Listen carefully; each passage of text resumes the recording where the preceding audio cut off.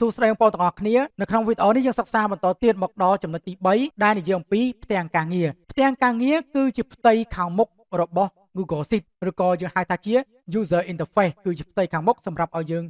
ធ្វើការងារណាមួយដែលយើងចង់ធ្វើអូខេអញ្ចឹងខ្ញុំនឹងបង្ហាញបងប្អូនទាំងអស់គ្នានៅក្នុង Google Sheet តែម្ដងជំហានដំបូងគឺបងប្អូនចូលមកកាន់ឯកសាររបស់យើងហើយខ្ញុំសូមធ្វើការបើកអូខេអញ្ចឹងនៅក្នុងនេះគ្រប់យ៉ាងគឺជាផ្ទាំងការងារហើយបាទទាំងខាងលើទាំងផ្នែក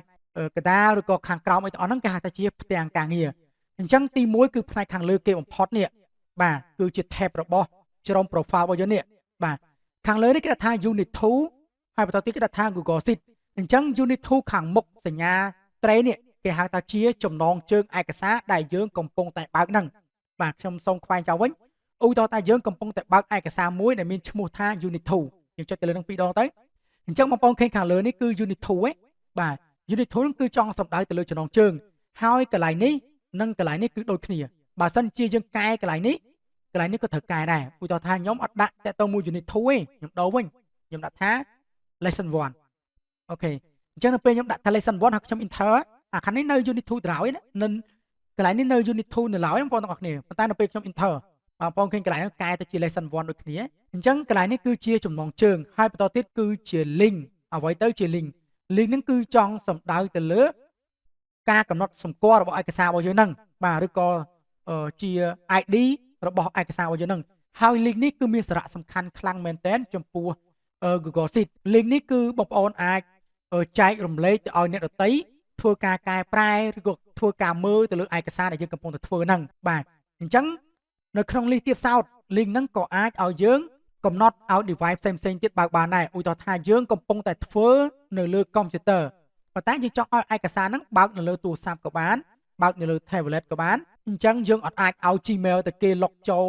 មកក្នុង drive របស់យើងដើម្បីធ្វើការកែប្រែទេណាយើងគ្រាន់តែធ្វើការ copy link ហ្នឹងទៅផ្ញើទៅកាន់ Telegram ក៏បានផ្ញើទៅកាន់ Messenger ក៏បានឲ្យគេចុចទៅលើទៅគឺវានឹង direct ចូលតែម្ដងបាទកន្លែងហ្នឹងចាត់ជូនបងប្អូនទាំងអស់គ្នាបាទយើងមិនបាច់ទៅផ្ញើឯកសារឲ្យគេយើងផ្ញើបោះជាមួយនឹង Gmail ឲ្យគេបាទហើយឲ្យគេ log ចូលទៅកាន់ Google Drive របស់យើងបើកឯកសារហ្នឹងក៏អត់ទេណាយើងគ្រាន់តែមានដំណ link ហ្នឹងទៅបាទយើង copy ទៅឲ្យគេទៅបាទ copy ទៅឲ្យគេទៅគឺគេអាចចុចទៅលើ link ទៅគេអាចមើលគេអាចកែទៅតាមអ្វីយើងកំណត់បានហើយបាទហ្នឹងគឺជា link មួយដែលយើងត្រូវយកពីកន្លែងហ្នឹងបន្តទៀតបងប្អូនមើលកន្លែងនេះគឺជាចំណងជើងបាទចំណងជើងមេរៀនរបស់យើងហើយកន្លែងនេះគឺជាកន្លែងកំណត់សម្គាល់ថាទិន្នន័យរបស់យើងហ្នឹងគឺបានកែប្រែឲ្យគេដាក់រូបសញ្ញាពពកនេះណាហើយគេដាក់ថាបាទ C document setter នេះថាឯកសាររបស់យើងគឺបានបង្កើតរួចរាល់ហើយណាយើងគ្រាន់តែចុចលើហ្នឹងទៅយើង turn on ទៅ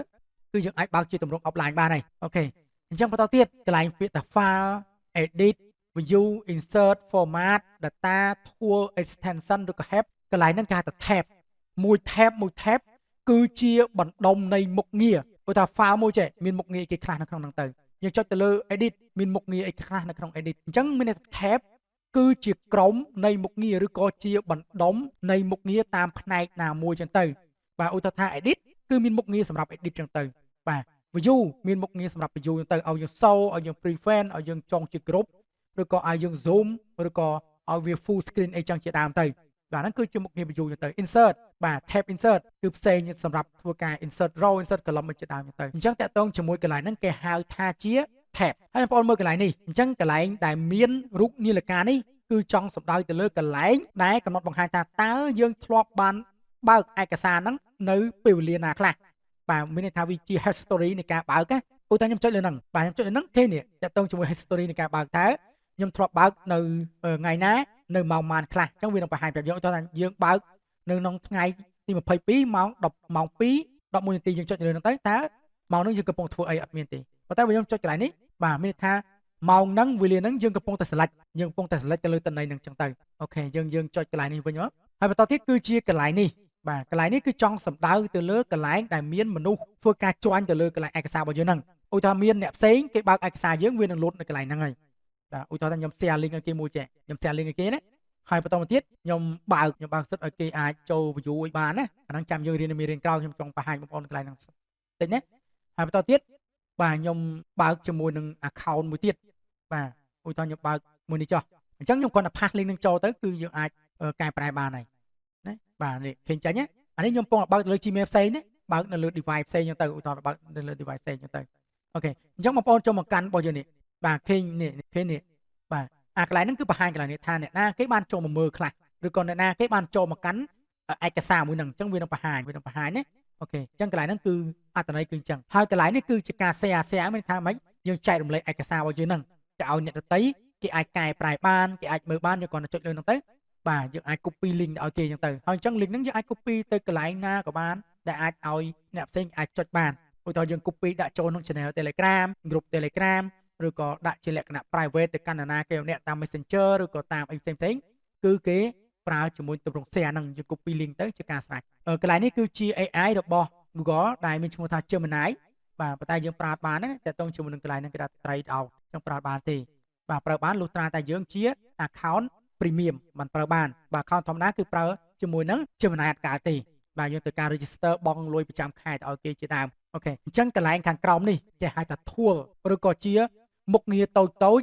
នៅក្នុង Google Sheet ហេតុអីបានគេដាក់នៅកន្លែងហ្នឹងបងប្អូនគេដាក់ដើម្បីយើងស្រួលប្រើហេតុអីព្រោះ tool ទាំងអស់ហ្នឹងគឺយើងប្រើជាចាំបាច់តែម្ដងឧទាហរណ៍ដូចជាអក្សរដិតអក្សរ trade ការចាក់ពណ៌អក្សរការចាក់ផ្ទៃការចាក់បន្ទាត់បាទការ align ឲ្យអក្សររត់នៅខាងឆ្វេងខាងស្ដាំអីជាដើមហ្នឹងអញ្ចឹងមុខងារទាំងអស់នេះគឺសំខាន់អញ្ចឹងកាលណាសំខាន់បាទ Google គេបានដាក់នៅកន្លែងហ្នឹងឲ្យយើងប្រើអញ្ចឹងបន្តទៀតខ្ញុំចង់បង្ហាញនៅខាងក្រោមនេះអានេះគេហៅថាជា